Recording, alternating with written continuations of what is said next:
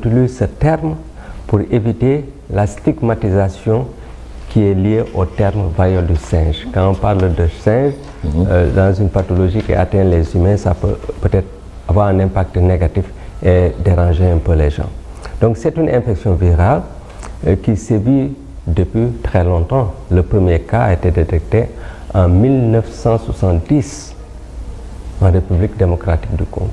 Et depuis lors, il y a eu des épidémies successives, mais très limitées. Limitées pratiquement dans cette zone, et exceptionnellement, on avait des cas ailleurs. On en parle actuellement parce qu'il y a eu du nouveau. Il y a eu du nouveau parce qu'en une courte période, entre par exemple 2022 et 2024, il y a eu une augmentation du nombre de cas de 160% et du nombre de décès de 19%. Ça, c'était un fait. Deuxièmement, la maladie a été retrouvée dans des zones qui étaient indemnes de la maladie. Par exemple, le premier génotype, le génotype 1, a été retrouvé au Kenya, en Ouganda, au Rwanda et au Burundi, alors que ces zones n'ont jamais été touchées. Le génotype 2 a été retrouvé un peu partout dans le monde, dans au moins 123 pays. Ce qui fait un changement épidémiologique majeur. C'est pour toutes ces raisons et d'autres raisons qui ont fait que l'Organisation mondiale de la santé avait déclaré la Mpox comme une urgence de santé publique de portée internationale. Donc, juste pour vous donner un peu le cadre qui fait que la Mpox fasse l'actualité actuellement, alors qu'elle existait depuis 1970. Mais nous allons revenir sur les détails parce que depuis le 5 septembre, au niveau mondial, cette maladie n'est plus considérée comme une urgence de santé publique de portée internationale. Parce qu'au niveau mondial, il y a une réduction des cas au moins de 90%. Mais chez nous, ici au Sénégal, le nombre de cas augmente. Mais on découvre justement la maladie au Sénégal. Voilà, et nous avoisinons la dizaine de cas. Nous ne sommes pas loin de ça. Et il y a eu un cas importé. Et aujourd'hui, il y a des cas communautaires. Ça veut dire que la maladie existe bel et bien au Sénégal. Elle existe et le nombre de cas augmente.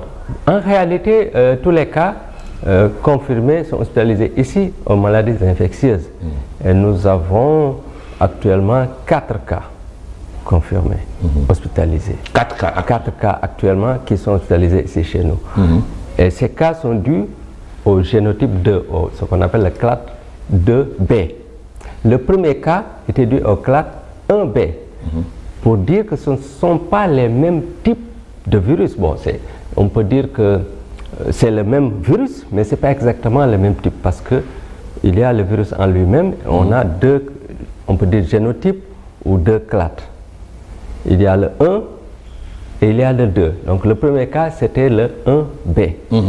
Le deuxième cas, c'est le 2B. Pour qu'on sache qu'il n'y a aucun lien entre le premier cas et les 2 autres cas. C'est important que je le dise, parce que le premier cas était survenu chez un étranger.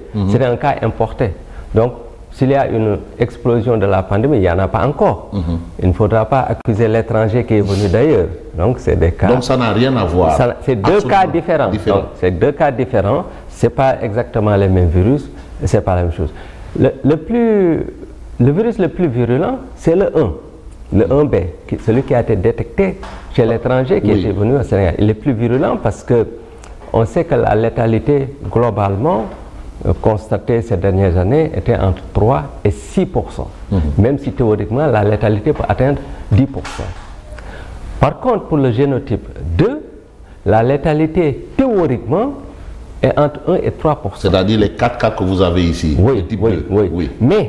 Mais au niveau mondial, quand on regarde bien ces dernières années, la létalité est de 0,2%.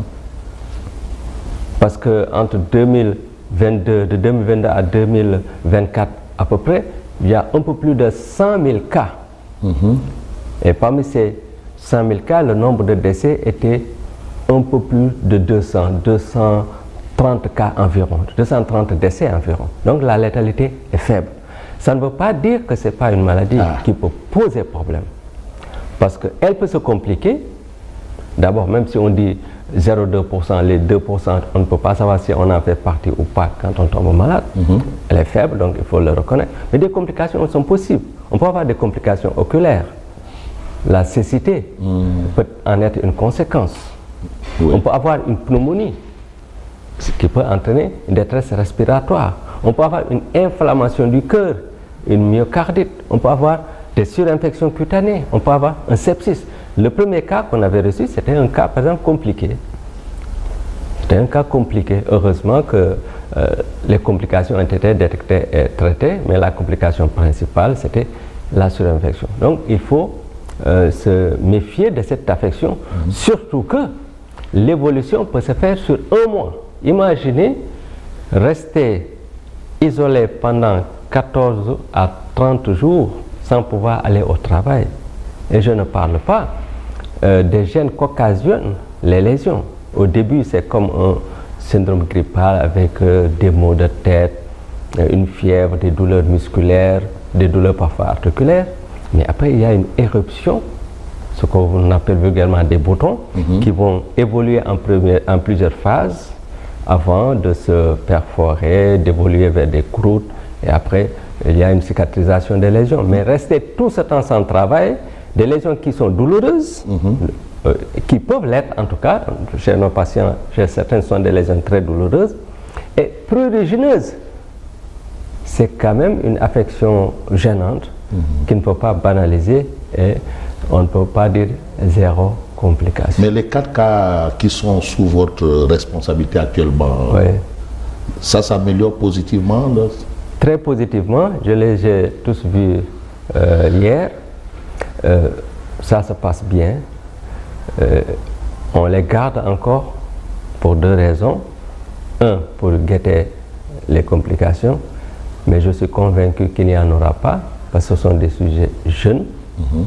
La prise en charge a été entamée assez tôt et tout est en train d'être fait pour éviter des complications, notamment les surinfections cutanées. Mais aussi pour protéger leur entourage, parce que ce sont des personnes qui viennent de quartiers extrêmement peuplés. Pikine, Grand Dakar. Bon, je ne veux pas citer de quartiers pour que la CNTV refuse d'aller dans ces quartiers.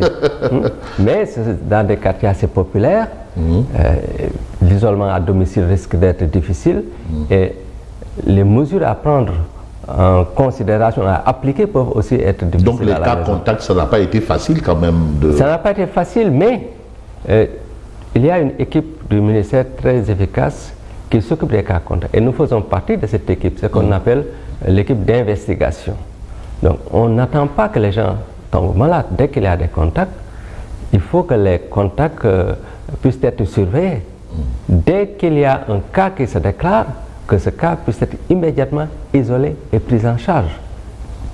D'ailleurs, parmi les nouveaux cas qu'on a eus, ce sont des cas qui ont été détectés parce qu'il y avait la surveillance des contacts. Ok.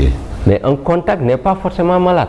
Pas forcément, non. Pas forcément, ça c'est extrêmement important. On ne va pas retenir quelqu'un parce qu'il est... Non, il n'est pas forcément malade.